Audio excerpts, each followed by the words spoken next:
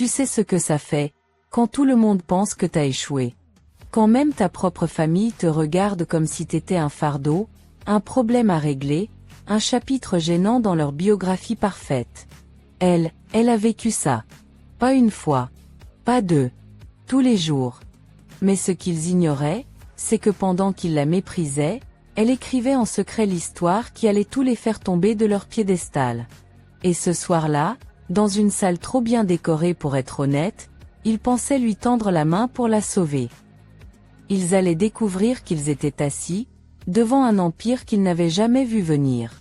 Tu veux savoir ce qu'elle leur a dit? Accroche-toi. Il compte dans les affaires, ma chérie, dit-elle en se décalant pour me laisser entrer. C'est peut-être un concept que tu pourrais commencer à prendre au sérieux.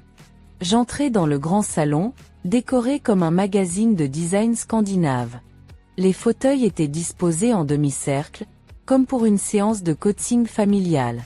Mon père trônait près de la cheminée, l'air sévère, les bras croisés sur sa chemise bleu ciel. Élise et son mari, Maxime, se tenaient côte à côte sur le canapé en cuir, tout sourire. Ma tante Brigitte sirotait une tisane dans son fauteuil préféré, prête à intervenir comme une juge d'instruction. « Loulou !» s'exclama Élise en m'embrassant sur les joues. « Élise, j'adore ton blazer. »« Ara ? Ou Vinted ? Emmaüs ?» répondis-je avec un sourire calme. « Mode durable. Très tendance. » Elle rit, légèrement déstabilisée, pendant que Maxime hochait la tête comme s'il comprenait les mots « durable » et « tendance » mieux que quiconque.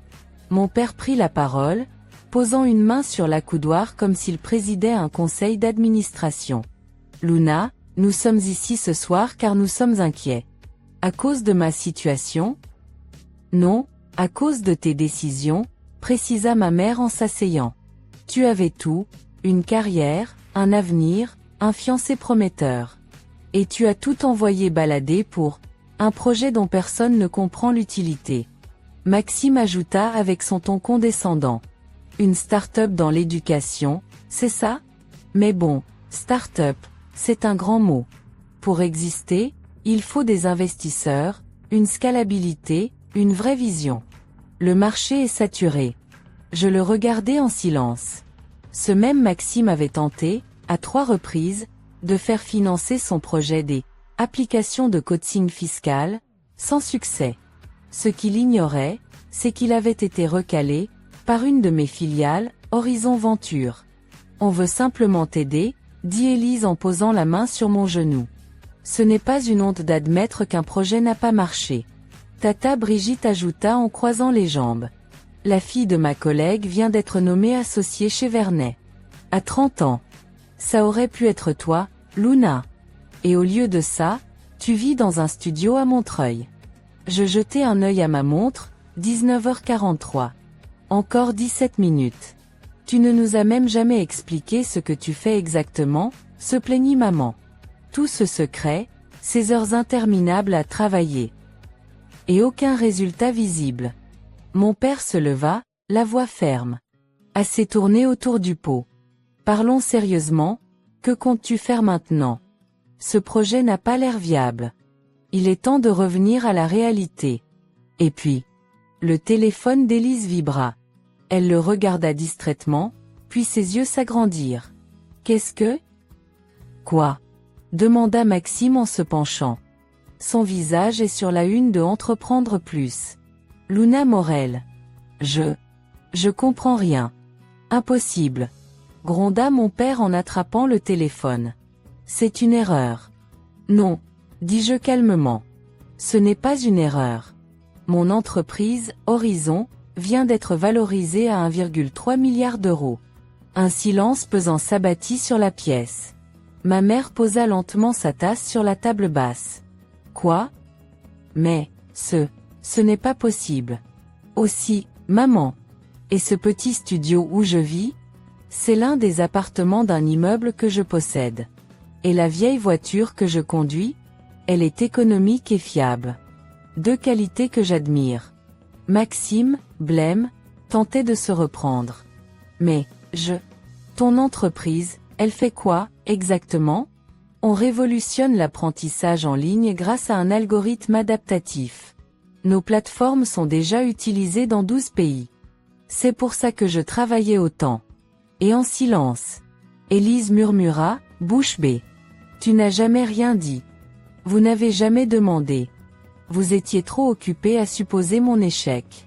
Je me levai, ramassai mon sac. Et au fait, Maxime, ta start-up rejetée par Horizon Venture?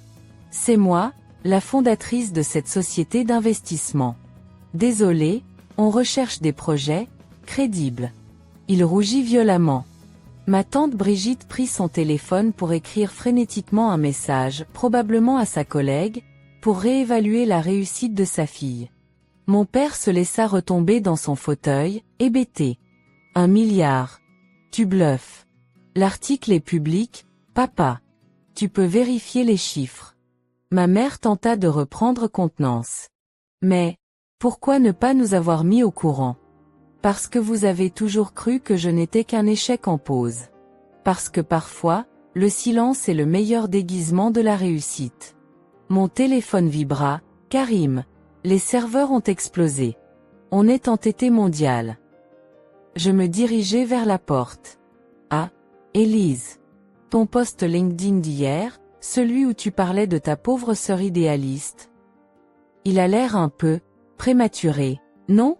Elle ne répondit pas. Je descendis les marches en souriant, un mélange étrange de soulagement, de revanche et de fierté. Le portail s'ouvrit devant moi. Un chauffeur m'attendait dans une berline électrique haut de gamme, envoyée pour la séance photo avec Entreprendre Plus. Ma mère, depuis le perron, appela doucement. Luna, tu vas vraiment partir comme ça? Je me retournai, levai un sourcil, et répondis. J'étais venu pour écouter vos conseils. Mais au final, vous avez reçu une leçon. Bonne soirée. Et je montai dans la voiture. Alors que le véhicule s'éloignait, je regardais par la vitre les silhouettes immobiles de ma famille, figées dans leurs certitudes effondrées. Je souris. La revanche ne crie jamais. Elle se vit, dans le silence de ceux qui vous ont sous-estimé. Le lendemain matin, je me suis réveillé avec plus de 100 messages sur mon téléphone. Certains étaient de vieux camarades de fac qui n'avaient pas prononcé mon prénom depuis 8 ans. D'autres, de tantes lointaines qui juraient avoir toujours cru en moi. Un flot incessant de félicitations, incroyable réussite, tellement fier de toi. Et bien sûr, il y avait les messages de la famille Morel. Maman, Luna, ma chérie, appelle-nous. On a besoin de parler.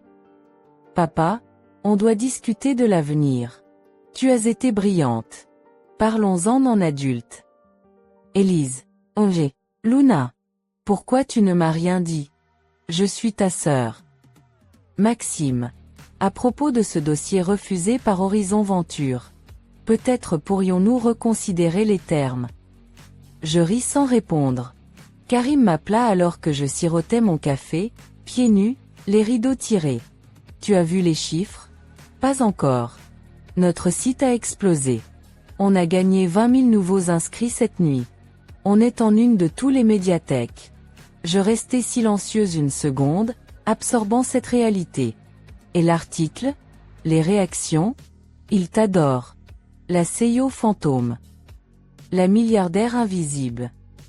La femme qui a bluffé tout le monde, y compris sa propre famille. Je soupirai.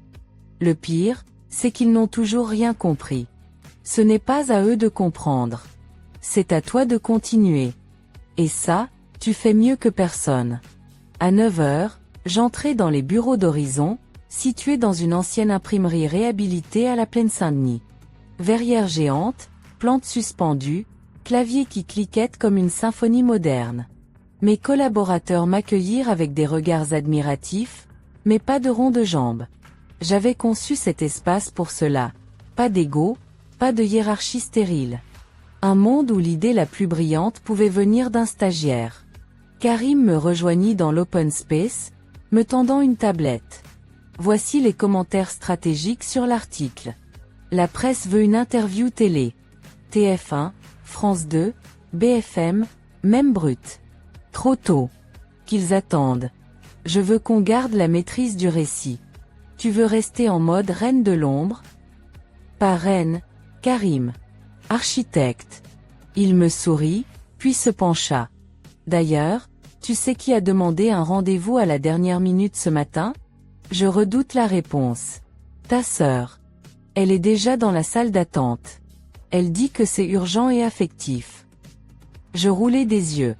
Fais-la patienter. Longtemps. Et si elle ne part pas? Alors qu'elle ressente ce que ça fait, d'être ignorée. Pendant ce temps, Élise attendait.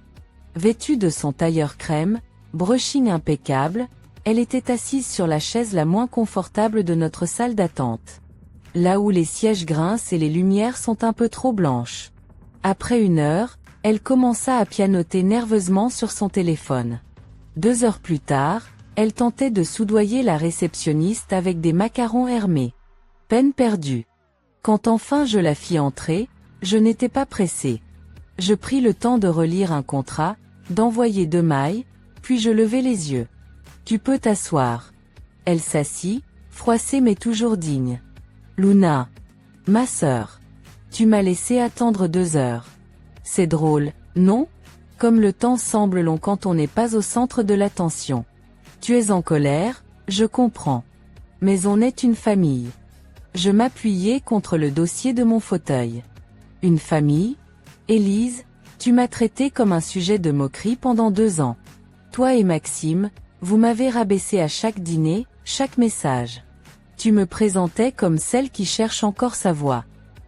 Je ne savais pas. Tu n'as rien dit. Parce que vous n'avez jamais demandé. Parce que dans vos yeux, si ce n'était pas un diplôme de la Sorbonne ou une Rolex au poignet, ce n'était pas du succès. Elle baissa les yeux, pour la première fois depuis des années. Et maintenant? Tu veux nous punir? Nous exclure? Je ne veux rien. C'est ça que vous ne comprenez pas. J'ai construit tout ça sans vous. Sans vos félicitations. Sans votre validation. Un silence tendu s'installa.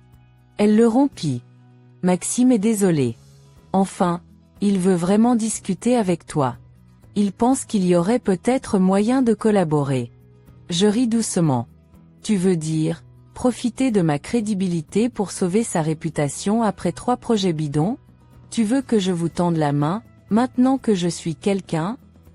Elle se leva, tendue. Tu es cruel. Non. Je suis réaliste. C'est nouveau pour toi, je sais. Je la laissai sortir sans un mot. Le bruit de ses talons sur le carrelage sonnait comme un écho de tout ce mépris passé. Dans l'après-midi, une autre surprise m'attendait. Une alerte s'afficha sur mon écran. Nouvelle prise de contact, Augustin Riva. Augustin. Mon ex. L'homme que mes parents adoraient, le bon parti qui m'avait dit, un jour de pluie, dans un café du 6e. Luna, ton rêve de start-up, c'est mignon. Mais tu n'es pas faite pour ça. Tu n'es pas une Elon Musk en tailleur Zara. Je n'avais pas pleuré ce jour-là. Pas devant lui, en tout cas. Mais aujourd'hui, il voulait me parler. J'envoyai un message à Karim. Ajoute Augustin à la liste des curieux tardifs. Mais qu'il attende. Combien de temps? Dis-lui que j'ai une place dans mon agenda dans. Je fis défiler mes rendez-vous. 3 mois. Le soir venu, je rentrai chez moi, cette fois escorté par 2 motards. Les paparazzis s'étaient postés devant mon immeuble. Je n'étais plus invisible. J'étais un mystère à la mode. Dans l'ascenseur, je souris à mon reflet. Pour la première fois depuis longtemps, je n'avais plus besoin de me prouver quoi que ce soit. Mais je savais que ce n'était que le début. Parce que l'empire que je construisais n'était pas né d'une vengeance. Il était né d'un rêve. D'une vision. D'une douleur devenue pouvoir. Et à présent que le monde commençait à m'écouter, il allait falloir qu'il entende. Il était 7h13 du matin lorsque j'arrivai à l'immeuble en verre fumé qui abritait les locaux d'Horizon. Ce jour-là, j'avais pris soin de ne pas porter de maquillage. Juste un tailleur beige sobre, des baskets blanches et mes cheveux attachés en une queue de cheval rigoureuse. Le genre de tenue qui ne crie pas PDG milliardaire, mais plutôt femme qui n'a pas de temps à perdre. Karim m'attendait déjà à l'entrée avec un sourire complice. Tu es prête pour ta journée de reine du buzz? Je ne suis pas une reine. Non, tu es un tsunami qui a choisi le silence comme arme. Et maintenant, les vagues commencent à frapper. J'éclatais de rire. Avec Karim, les métaphores étaient toujours exagérées. Et souvent justes. Dis-moi que personne de ma famille n'a encore tenté d'entrer. Ta mère a appelé 3 fois le standard. Ton père a envoyé un mail à notre service juridique. Elisa, comment dire, posté un montage photo de vous 2 enfants avec la légende Sœurs Unies pour la vie. Pathétique. Et Maxime? Il a envoyé une demande de rendez-vous avec le nom Max D, investisseur privé. Il pense qu'on est idiot. Nous traversâmes l'accueil sous les regards curieux et admiratifs des employés. Les rumeurs s'étaient déjà répandues, j'étais la PDG secrète. La Morel disparue revenue avec une entreprise qui valait plus que toutes les fortunes réunies du clan familial. Mais dans mon monde, il n'était pas question de fortune. Il était question de pouvoir. Dans la grande salle de réunion aux murs tapissés d'écrans, une équipe de journalistes de la chaîne Ecotech m'attendait pour une interview exclusive. Nous vous remercions de nous recevoir, Madame Morel. Appelez-moi Luna. La présentatrice, une femme à l'élégance discrète, m'observa avec curiosité. Vous avez choisi de garder l'anonymat pendant 2 ans. Pourquoi? Parce que je voulais construire, pas impressionner. Le bruit, c'est pour ceux qui n'ont encore rien fait. Elle sourit, intriguée. Et aujourd'hui, vous vous montrez au grand jour. Pourquoi maintenant? Parce que c'est moi qui décide du timing. Et parce que mes technologies sont prêtes à changer le monde. Pas seulement à être applaudies. Je parlais d'Horizon avec passion. Ces plateformes éducatives, nos algorithmes capables d'adapter l'apprentissage à chaque cerveau, notre expansion vers l'Afrique francophone et l'Asie du Sud. Mais la journaliste, comme tous les autres, ne put s'empêcher de ramener la conversation à ma famille. Vos parents n'étaient pas au courant. Vos proches ont été pris par surprise. Vous regrettez? Je regrette que leur amour ait toujours été conditionné à la conformité. Vous voulez dire? Je veux dire que je n'avais pas besoin de leur permission pour réussir. Et encore moins de leur validation. Après l'interview, je rejoignis mon bureau situé au dernier étage. Mon espace était épuré, blanc, traversé de lumière naturelle. Au mur, des tableaux de concepts d'intelligence artificielle dessinés à la main. Une bibliothèque remplie de vieux manuels de neurologie, d'économie et de pédagogie. Et dans un coin, encadré, ma toute première idée griffonnée à 16 ans. Créer un moteur de savoir qui s'adapte à l'élève au lieu de l'inverse. Un rêve vieux de plus de 10 ans. Devenu réalité. Karim entra discrètement. Ils veulent te revoir sur le plateau demain. Je leur dirai demain. Tu vas aimer la suite. On a reçu une proposition d'un fonds international. Basé à Singapour. Ils veulent investir 100 millions d'euros. Intéressant. En échange de quoi? Un siège au conseil. Alors non. On construit. On ne vend pas nos fondations. Il acquiesça. Puis il hésita. Tu vas peut-être moins aimer ça. Élise est en bas. Quoi, encore? Elle n'est pas seule. Elle est avec une certaine Sandrine Duret. La journaliste de gala. Tu plaisantes. Non. Elles attendent un moment de sincérité entre sœurs. Et peut-être une photo exclusive. Je me levai lentement. Fais-les entrer. Mais dans la salle B. Tu sais, celle avec les chaises en plastique. Avec les néons clignotants? Exactement. La salle B était volontairement désagréable. Petite, froide, sans fenêtre, avec une table bancale au centre. Élise entra en premier, talons hautement perchés, sourire figé. Luna. Enfin. Tu as l'air magnifique. Tu veux une interview ou tu veux jouer la sœur aimante? Luna, voyons. Je suis venue en amie. Toi? Avec une journaliste people? Sandrine, mal à l'aise, leva la main. Je peux éteindre l'enregistreur si vous préférez. Faites donc. Je regardai Élise droit dans les yeux. Tu n'étais pas là quand je faisais mes nuits blanches. Ni quand j'ai pleuré en voyant mon compte en banque vide. ni quand j'ai dû vendre mes meubles pour payer un développeur. Et aujourd'hui, tu viens avec une journaliste pour immortaliser ton grand geste de réconciliation? Élise rougit. Je voulais juste qu'on montre qu'on est une famille forte. Tu veux qu'on te voie à mes côtés. Parce que ça brille, maintenant. Je sortis une tablette de mon sac. L'écran montrait une analyse de flux LinkedIn. Le post d'Élise avait généré 78 000 likes et 5 000 commentaires négatifs. Tu vois, Élise? Les gens ne sont pas dupes. Le monde entier a vu comment tu m'as traité. Et maintenant ils te regardent te débattre. Je me levai. Entretien terminé. Sandrine, vous pouvez publier ce que vous voulez. Je n'ai rien à cacher. Mais moi, je ne joue pas dans les feux de l'hypocrisie. Elles partirent toutes deux sans dire un mot. En fin de journée, alors que je m'apprêtais à quitter les bureaux, Karim me rattrapa. Une dernière chose. Il y a quelqu'un d'autre en bas. Encore? Qu'est-ce que c'est cette journée? Le festival des revenants? Cette fois, c'est ton père. Mon père, ici? Il est venu à pied. En jean. Sans chauffeur. Et il a demandé à patienter, sans exiger un traitement spécial. Je restai un moment sans rien dire. Combien de temps il attend?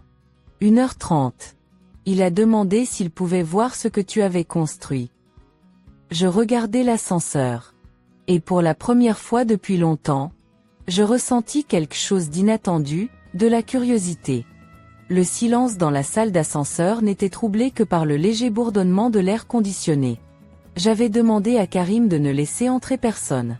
Pas de collaborateurs, pas des investisseurs, pas même Maya, mon assistante, toujours discrète et loyale. Cette rencontre, je devais l'affronter seule. Quand les portes s'ouvrirent au rez-de-chaussée, je l'aperçus immédiatement. Henri Morel, l'homme qui m'avait appris à lire un contrat avant de lire un poème. L'homme dont la voix avait toujours résonné comme une injonction dans ma vie. Il était assis, jambes croisées, un vieux cartable en cuir posé à ses pieds. Sans son costume 3 pièces et son regard d'aigle, il paraissait plus petit. Presque vulnérable. Il se leva d'un bond en me voyant. Luna. Papa. Il me regarda avec cet air incertain, presque humble. Merci de me recevoir. Je sais que je ne le mérite pas. Je hochai la tête, puis fis un geste vers l'ascenseur. Monte. Tu veux voir ce que j'ai construit? Tu vas le voir. Nous ne parlâmes pas dans l'ascenseur. Il regardait autour de lui, visiblement impressionné par les lieux. À l'étage, je le guidai jusqu'à une salle de réunion vitrée avec vue panoramique sur Paris. Il resta debout un moment, comme figé. C'est beau. Moderne. Vivant. Rien à voir avec les bureaux froids de Morel et Associés. Je voulais un endroit qui respire. Pas un musée du conformisme. Je sortis 2 verres d'eau. Je ne voulais pas de champagne, pas de mise en scène. Juste, une conversation. Crue. Réelle. Alors, pourquoi tu es là, papa? Pour voir. Comprendre. Et, m'excuser. Je le regardais, surprise. Pas parce qu'il avait dit m'excuser, mais parce que je sentais qu'il le pensait vraiment. Tu m'as jugé pendant des années. Tu m'as humilié, rabaissé, traité comme une enfant perdue. Et maintenant que je vaux des milliards, tu veux comprendre? Oui. Et pas parce que tu vaux des milliards. Parce que tu as réussi là où je n'ai jamais eu le courage de te soutenir. Il ouvrit son cartable et en sortit une pochette. Il la posa sur la table et l'ouvrit. J'ai fait des recherches. Lu des articles, des rapports, même ton premier brevet déposé à 21 ans. J'ai passé ma nuit à comprendre le fonctionnement de ton algorithme d'apprentissage adaptatif. Je restais figé. Mon père avait lu mes travaux? Vraiment? Et tu as compris? Pas tout. Mais assez pour savoir que tu as fait quelque chose de grand. Et que j'étais aveugle. Je me levai, fis quelques pas. Tu sais ce qui est ironique? Tous ces dîners où tu m'ignorais, où Élise racontait ses chiffres et ses promotions. Moi, je me taisais. Et tu pensais que j'étais simplement incapable. Il acquiesça, le regard bas. Je croyais que tu étais en crise. Que tu refusais la voie qu'on t'avait tracée. J'ai eu tort. J'ai été arrogant, borné, rigide. Et maintenant, tu veux réparer? Non. Je ne veux pas réparer. Je veux apprendre. Si tu veux bien me montrer, ce que tu fais. Ce que tu as créé. Il me fixait avec cette sincérité rare. Et étrangement, je ne ressentais plus de colère. Juste un vide, comblé par cette volonté qu'il avait, tardive, mais authentique. D'accord. Mais je te préviens, c'est complexe. Je n'ai jamais eu peur de la complexité. J'ai seulement eu peur, de toi. De ton indépendance. Pendant 1 heure, je lui montrai nos logiciels, nos simulateurs d'apprentissage, nos partenariats internationaux. Il posait des questions précises, techniques, intelligentes. Je reconnaissais en lui le stratège brillant, mais pour une fois, sans l'ego. Quand je finis, il resta silencieux un long moment. Puis il dit : « Ton entreprise, ce n'est pas seulement rentable. Elle est essentielle. Tu ne fais pas que de l'argent, Luna. Tu construis une nouvelle manière de transmettre le savoir. C'était le but. Pas la fortune. La transformation. » Il hocha la tête. « Tu veux savoir pourquoi je suis venu ? Vraiment ? Tu veux dire, à part me dire que j'avais raison ?»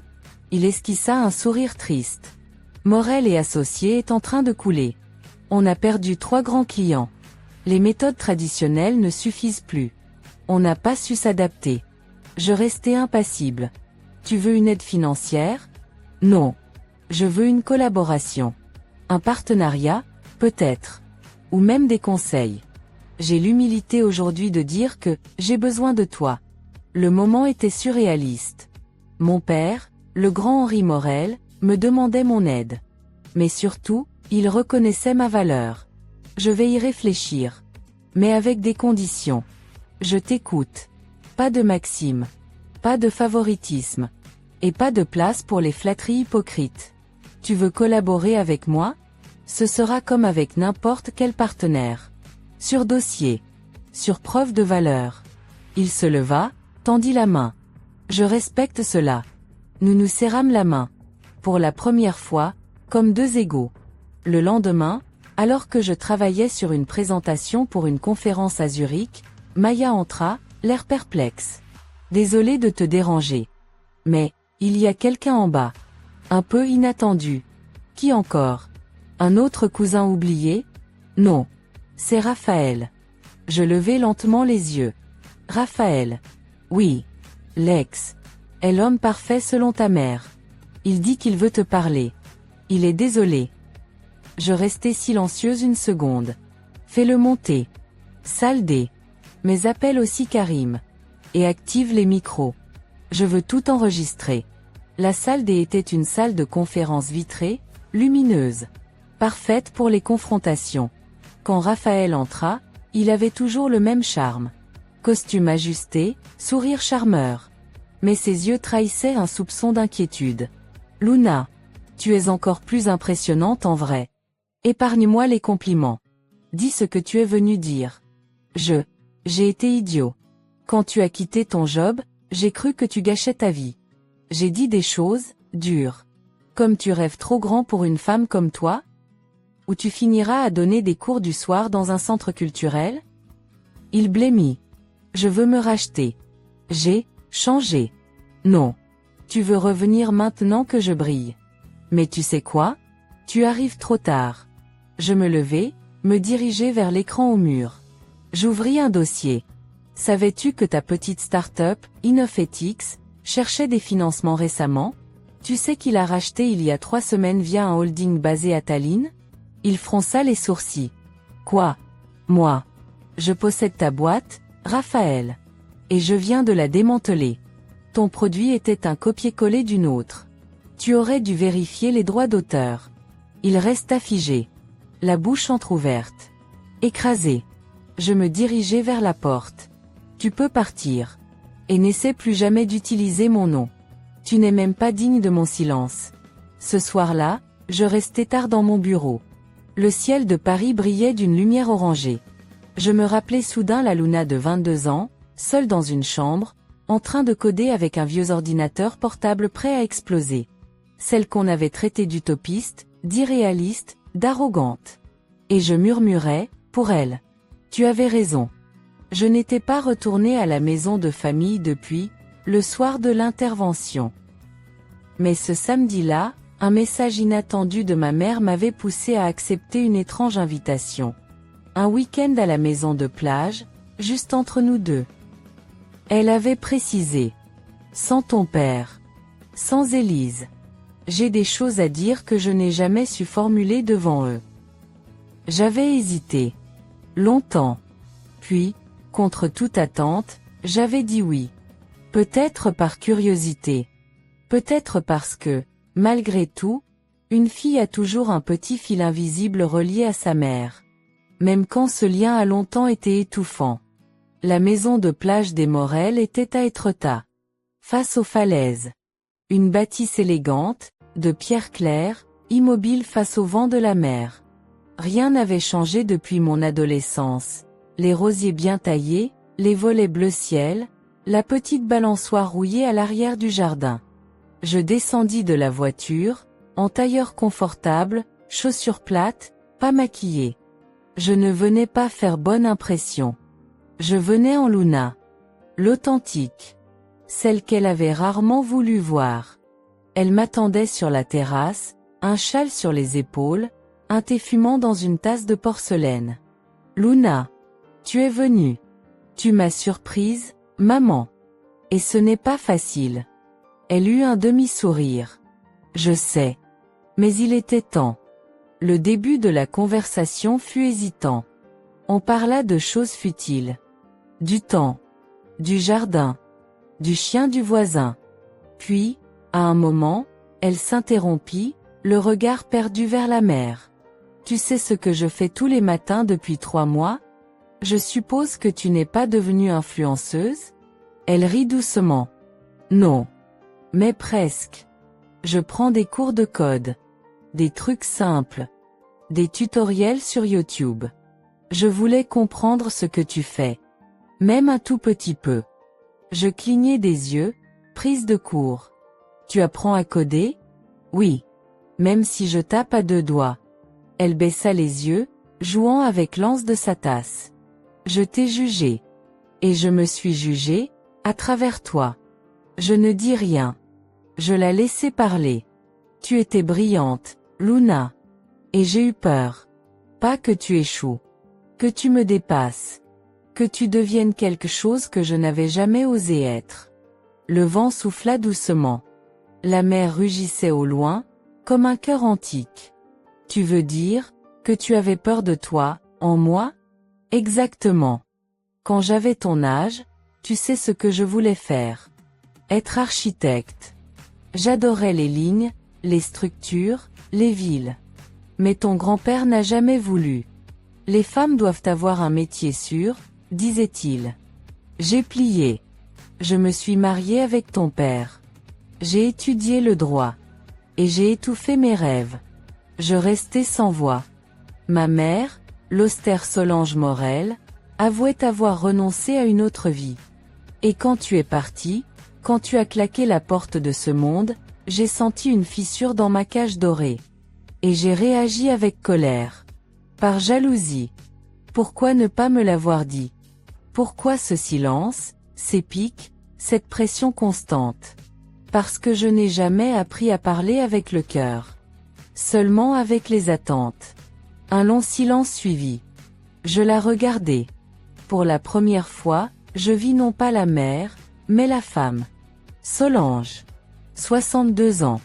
Mariée depuis 35 ans. Parfois triste. Souvent rigide. Et maintenant, vulnérable. Tu sais ce qui m'a brisé? Ajouta-t-elle. Dis-moi. Quand j'ai vu ton nom dans la presse. Pas pour ta réussite. Mais parce que j'ai compris que je ne savais rien de toi.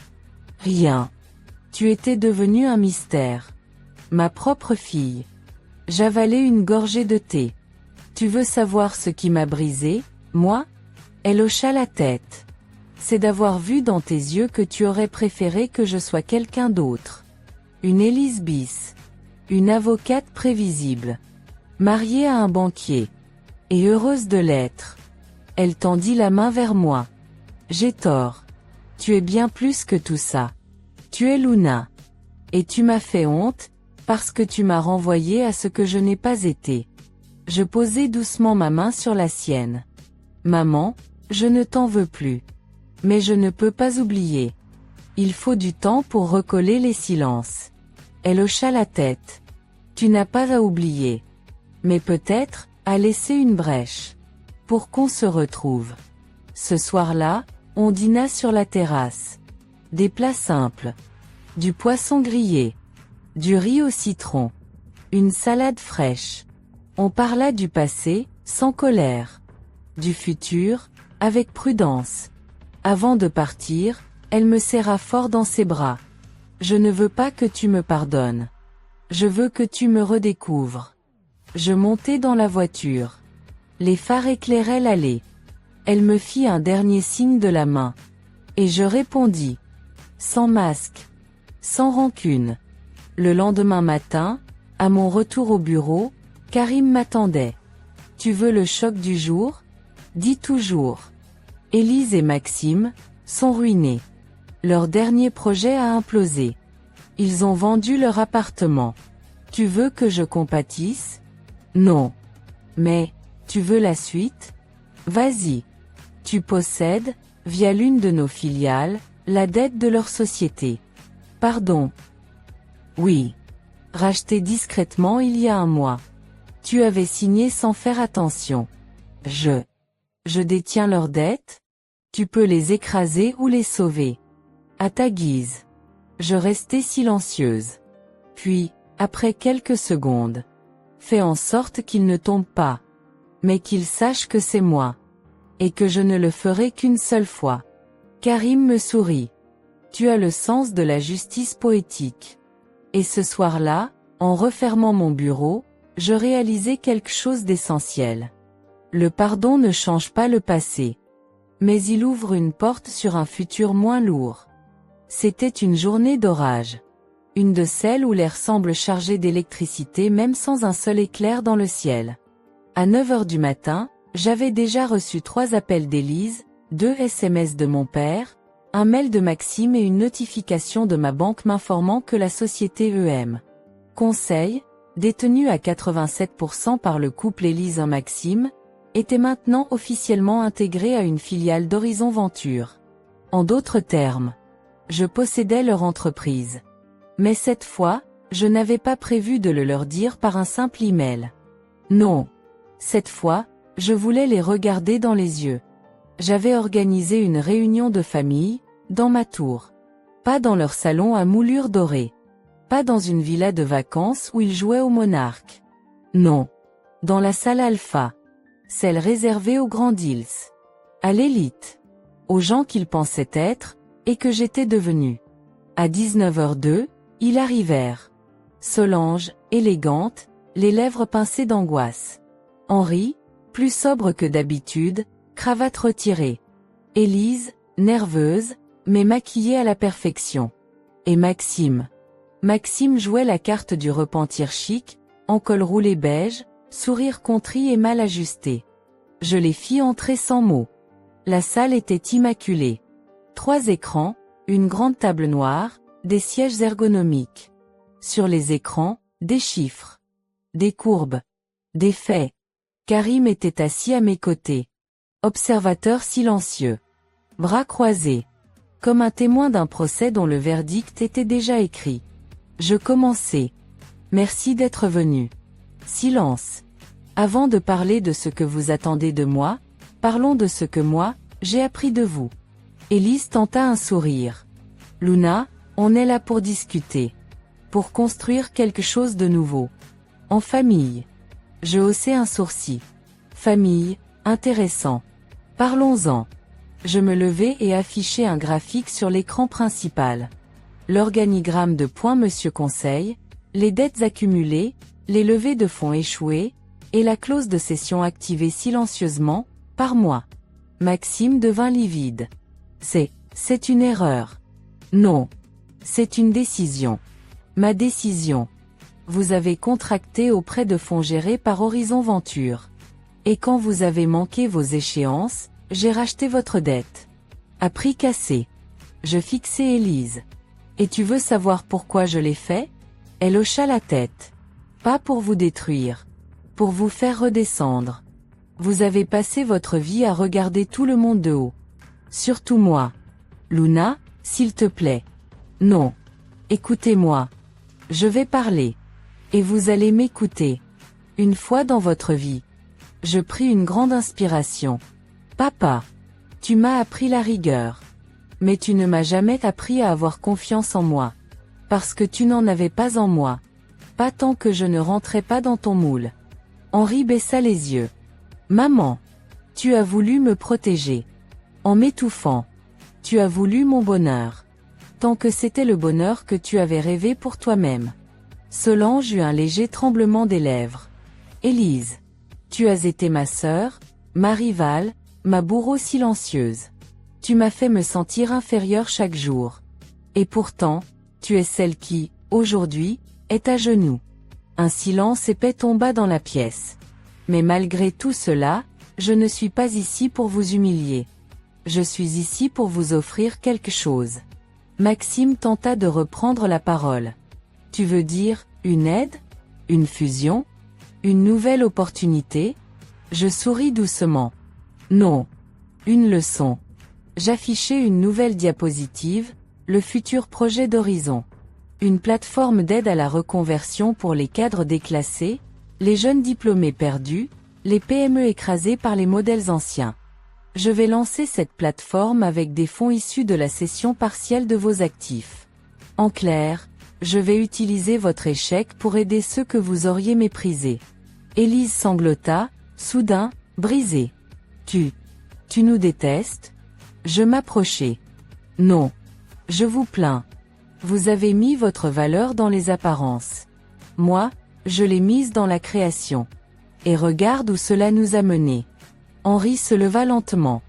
Tu es devenu bien plus que ce que j'aurais pu imaginer. Et j'ai honte de ne pas l'avoir vu. Je restai immobile. Je n'ai pas besoin de votre honte. J'ai besoin de votre respect. Solange s'approcha, les yeux humides. Je suis fière de toi, Luna. Pas parce que tu as réussi. Mais parce que tu n'as jamais cessé de croire en toi. Même quand nous, on ne le faisait plus. Je restai figé un instant. Puis j'hochai doucement la tête. Je ne vous exclurai pas de ma vie. Mais je poserai les règles maintenant. Fini les dîners où on me regarde comme une étrangère. Fini les jugements. Fini les comparaisons. Si vous voulez me connaître, venez comme vous êtes. Pas comme vous prétendez être. Je me tournai vers Élise. Et toi, nettoie ton désastre. Je ne te porterai pas. Mais je ne te laisserai pas couler. Parce que malgré tout, tu restes ma sœur. Après la réunion, je restai seul dans la salle vide. Karim revint silencieusement. Tu vas bien? Je souris. Je me sens libre. Pour la première fois depuis des années. Il hocha la tête, s'approcha de l'écran tactile et afficha une image. Un plan d'architecture ultramoderne. Tu veux voir le futur? Montre-moi. Voici le plan du campus Horizon. Dans la banlieue de Marseille. Une école gratuite, avec accès aux technologies de pointe, pour former la prochaine génération d'innovateurs. Je fixai l'écran. On va appeler ça la Tour Morel. Karim tourna lentement la tête vers moi. Tu es sûr? Oui. Parce qu'il est temps de transformer ce nom en quelque chose d'utile. De lumineux. De vrai. Ce soir-là, j'écrivis un mail. Objet, jeudi prochain. Chers tous. Comme vous le savez, ma vie a beaucoup changé. La vôtre aussi, apparemment. Je vous propose un dîner. Chez moi. Pas pour parler d'affaires. Pas pour comparer. Pour exister. Pour peut-être, recommencer. Jeudi soir, 19h03. Le ciel au-dessus de Paris était teinté d'ambre et de violet, comme si la ville elle-même retenait son souffle. Au dernier étage de la tour Horizon, les salons avaient été réaménagés. Pas de cristal. Pas d'orchestre. Pas de décorations ostentatoires. Juste une grande table en bois clair. Des plats simples, préparés par une chef locale. Et une vue à couper le souffle sur les toits de Paris. J'attendais. Pas comme la petite fille qui espère qu'on l'aime enfin. Mais comme une femme prête à ouvrir une porte, sans perdre sa clé. À 19h08, la première sonnerie retentit à la réception. Ma mère. Solange. Vêtue d'un pull gris doux, sans maquillage, les cheveux attachés à la va-vite. Elle portait un plat de gratin fait maison. Je ne savais pas si on devait apporter quelque chose. Je souris. Merci, maman. Viens. Puis vint mon père. Henri Morel. Sans son éternelle chemise amidonnée. Il portait une veste de sport et des baskets. Dans ses mains, un vieux livre. C'est ton projet d'école d'architecture, retrouvé dans mes archives. Tu voulais créer une école flottante à 14 ans. Je ne l'avais jamais vraiment lu. Je l'ai relu 3 fois cette semaine. Il me le tendit. Je l'acceptai sans mots. Puis Élise entra. Silencieuse. Humble. Pas d'apparat. Pas de Maxime. Il ne viendra plus. Il est retourné chez ses parents. On s'est séparés. Elle me fixa droit dans les yeux. Tu avais raison. J'étais perdue dans le paraître. Et j'ai blessé la seule personne qui n'a jamais rien attendu de moi, sauf que je sois sincère. Je hochai lentement la tête. Alors viens. Sois sincère. Ce sera déjà beaucoup. Le dîner fut calme. Inconfortable au début. Mais peu à peu, réel. On rit d'anecdotes anciennes. On évoqua la grand-mère qui faisait des soupes trop salées. On parla de rien. Puis de beaucoup. Et pour la première fois, on ne me regardait pas comme l'exception, mais comme Luna. Pas la PDG. Pas la rebelle. Pas la déçue. Juste moi. À la fin du repas, je me levai et les invitai à me suivre. Il y a quelque chose que je veux vous montrer. Je les emmenai dans l'aile ouest de la tour, là où le nouveau projet prenait forme. La maquette trônait au centre de la pièce. La tour Morel. Un centre d'éducation gratuit, mêlant technologies avancées et accompagnement humain. Un pont entre les élites et les oubliés. Une vision que j'avais portée en silence, et que je matérialisais enfin. Elle portera notre nom. Pas pour glorifier un passé, mais pour offrir un avenir. Henri me regarda, les yeux humides. Tu as transformé un nom en héritage. Et tu nous as donné une chance, d'être à la hauteur. Solange posa sa main sur mon bras. C'est toi, l'architecte. Pas seulement de bâtiments, mais de cette famille fracturée. Élise pleurait en silence. Je ne dis rien. Je n'avais pas besoin de plus. Quelques jours plus tard, je me retrouvais seul dans mon bureau. Une lumière douce baignait la pièce. Sur le mur, j'avais accroché 2 cadres. L'un contenait l'article de presse qui m'avait révélé au monde. L'autre, la photo de moi à 10 ans, lors de mon premier concours scientifique. Je tenais un petit tableau avec des schémas absurdes, les cheveux en bataille, les yeux pleins de feu. Et j'avais écrit en bas, au feutre doré. Elle savait déjà. Karim frappa à la porte. Il y a quelqu'un en bas qui dit qu'il est un ancien camarade de lycée. Il s'appelle Jules, il est en fauteuil roulant, et il prétend que tu lui avais promis un jour que tu lui offrirais un ordinateur. Je ris. Je me souviens. Je n'avais pas les moyens à l'époque. Maintenant, j'ai mieux. Je pris une carte. Offre-lui une bourse complète à Horizon. Et dis-lui que je l'attends pour le café. Karim sourit. Tu sais que tu pourrais partir là, maintenant. Voyager, disparaître, vivre tranquillement. Tu as gagné. Je le regardais. Non. Pas encore. Il te faut quoi, alors? Pas de victoire. Pas de vengeance. Juste, laisser une trace. Ce soir-là, je restais tard. Les lumières de la ville formaient une constellation d'ambition, d'histoire, de rêves. Et quelque part, dans ce paysage, il y avait une petite fille que le monde avait sous-estimée. Elle n'était plus une enfant. Elle n'était plus en colère. Elle était devenue le futur qu'on avait voulu lui interdire. Et voilà, chers amis, nous arrivons à la fin de cette histoire. Une histoire qui, bien qu'inspirée d'une trame fictive, résonne profondément avec les réalités que beaucoup d'entre nous vivent ou ont déjà vécues. Nous avons accompagné Luna Morel, cette femme forte, visionnaire, audacieuse, dans un voyage qui, au fond, est celui de tant de cœurs blessés, incompris, rejetés, mais qui, malgré tout, ont refusé de renoncer.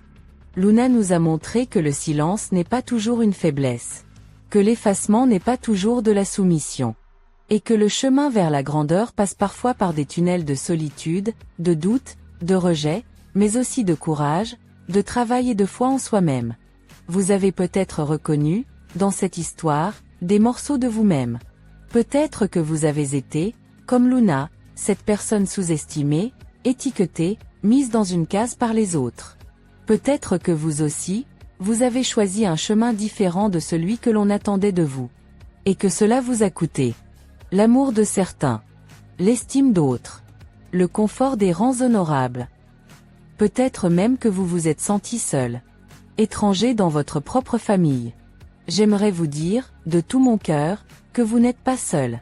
Que votre différence est une richesse. Que votre voix mérite d'être entendue, même si personne autour de vous ne tend l'oreille pour l'instant.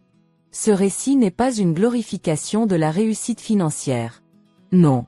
Il s'agit ici de réconciliation avec soi-même, d'intégrité, de persévérance, et surtout, de liberté intérieure. Luna n'a pas seulement construit une entreprise.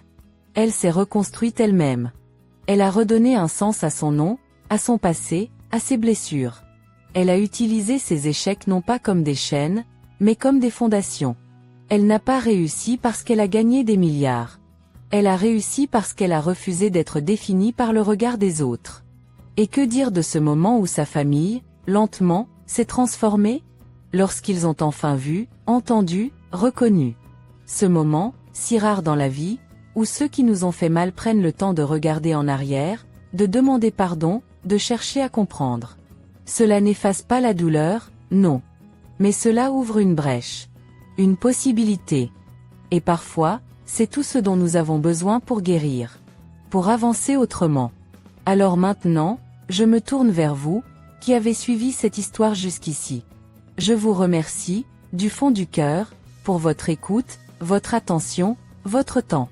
Si ce récit vous a touché, si quelque chose a résonné en vous, je vous invite à laisser un like sur cette vidéo, à vous abonner à la chaîne, et à partager ce contenu avec quelqu'un qui pourrait en avoir besoin. Ce n'est pas qu'un simple script ou une fiction. C'est un reflet de notre humanité, de nos luttes silencieuses, de nos rêves brisés et de nos résurrections inattendues. Et si vous êtes déjà abonné, je vous dis merci.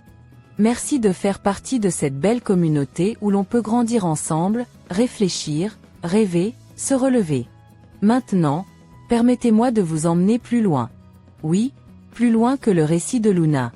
Car au-delà des réussites humaines, des injustices réparées, des fortunes bâties et des familles réconciliées, il y a une histoire bien plus grande, bien plus ancienne, et pourtant incroyablement actuelle. Une histoire qui parle non pas d'une entreprise ou d'un empire, mais d'un amour inconditionnel. D'un sacrifice éternel. D'une lumière qui a brillé dans les ténèbres pour que nous puissions, un jour, marcher sans peur. Je veux vous parler de ce verset, que beaucoup ont déjà entendu, parfois sans en saisir la puissance. Jean 3h16. Il dit ceci. Car Dieu a tant aimé le monde qu'il a donné son Fils unique, afin que quiconque croit en lui ne périsse point, mais qu'il ait la vie éternelle. Prenez un instant. Lisez-le à nouveau. Lentement. Laissez ces mots descendre dans votre cœur. Dieu a tant aimé le monde. Pas un monde parfait. Pas un monde digne. Mais le monde. Ce monde dans lequel nous vivons, brisé, injuste, égoïste, malade. Ce monde fait de guerre, de trahison, de familles éclatées, de cœurs blessés. C'est ce monde que Dieu a aimé. Et vous, vous en faites partie. Il a donné son Fils unique. Il ne s'est pas contenté de compatir de loin. Il ne nous a pas observés depuis le ciel comme un juge impassible. Non. Il est venu lui-même, en la personne de Jésus-Christ. Il est né dans une étable, a vécu sans luxe, a été rejeté, trahi, crucifié. Pour nous. Pour vous. Pas parce que nous étions parfaits, mais parce que l'amour parfait ne cherche pas de conditions. Afin que quiconque croit en lui. Pas les bons. Pas les religieux.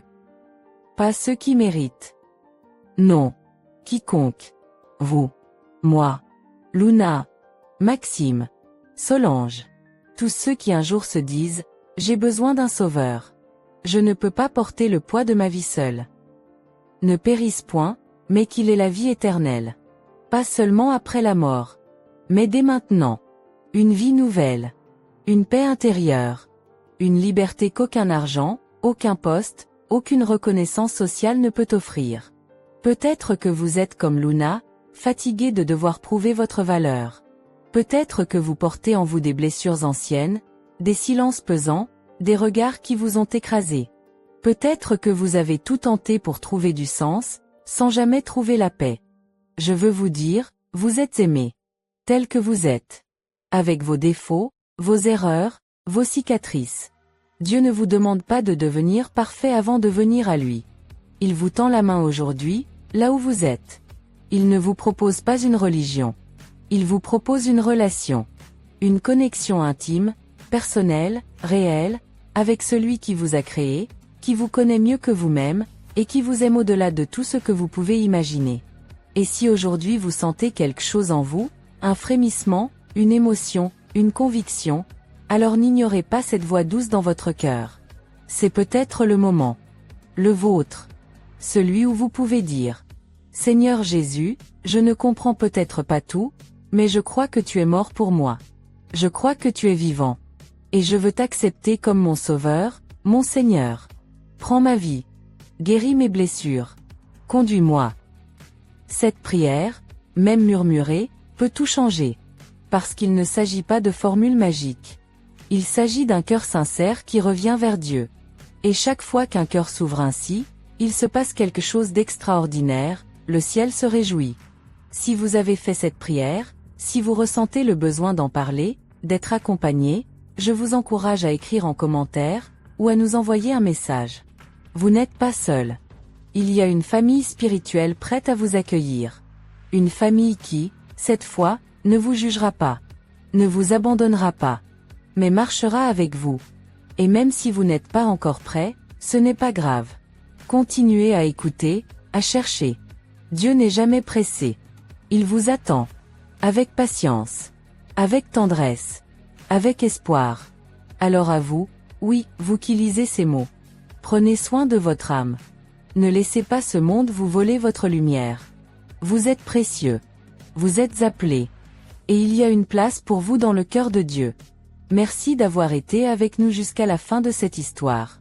Si elle vous a édifié, ému, éclairé, n'oubliez pas de laisser un like, de vous abonner à la chaîne, et surtout, de partager cette vidéo avec quelqu'un qui pourrait avoir besoin de l'entendre. Chaque vue, chaque partage, chaque commentaire, ce n'est pas seulement du soutien pour nous. C'est aussi une semence de vérité plantée dans le cœur de quelqu'un d'autre. Que Dieu vous bénisse abondamment. Qu'il vous accorde sa paix, sa sagesse, son amour.